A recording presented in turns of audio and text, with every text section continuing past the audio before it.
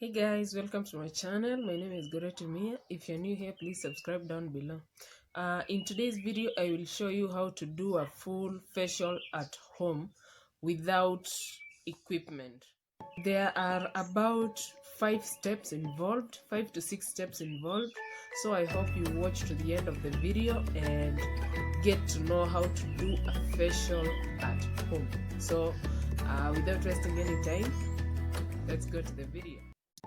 The first step is to steam your face, and you can use steam from boiling water for 5 minutes, but you can reduce the time to 2 or 3 minutes by covering yourself with a blanket.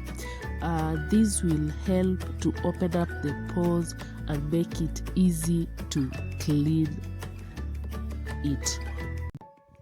It's very important to extract any whiteheads or blackheads inside the pores, especially around the nose, the forehead, and any other areas that are prone to breakout, as this further cleans your skin and ensures that it remains smooth and it can breathe.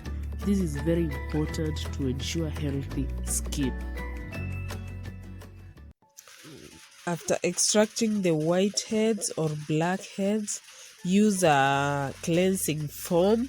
I use the Garnier cleansing foam, and after wetting your face with warm water, apply on your face and massage.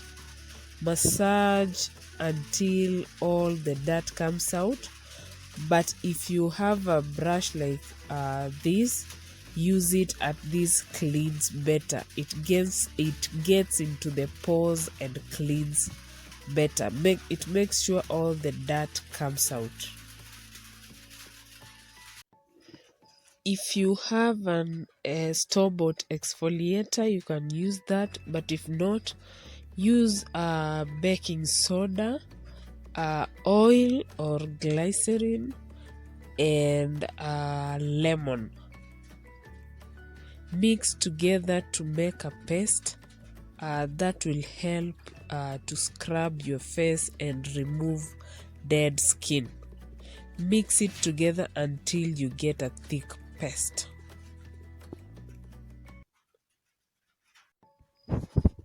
Use the mixture of baking soda, lemon, and glycerin to scrub your face, and concentrate on areas that are more prone to developing whiteheads or blackheads, especially around the nose.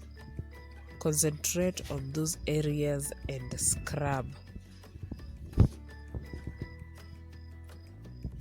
Use the same paste to scrub your lips, and it will soften your lips and remove dead skin.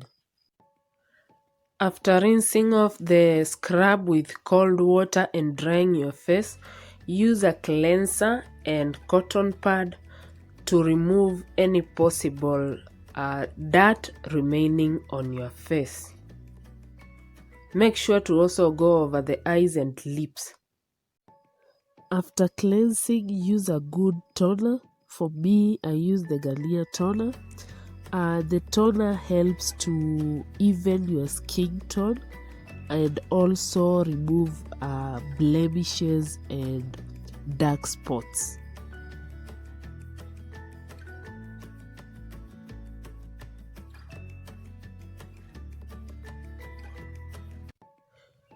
If available, apply a facial mask.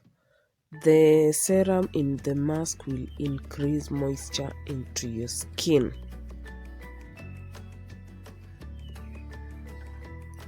Leave it on for 15 to 20 minutes.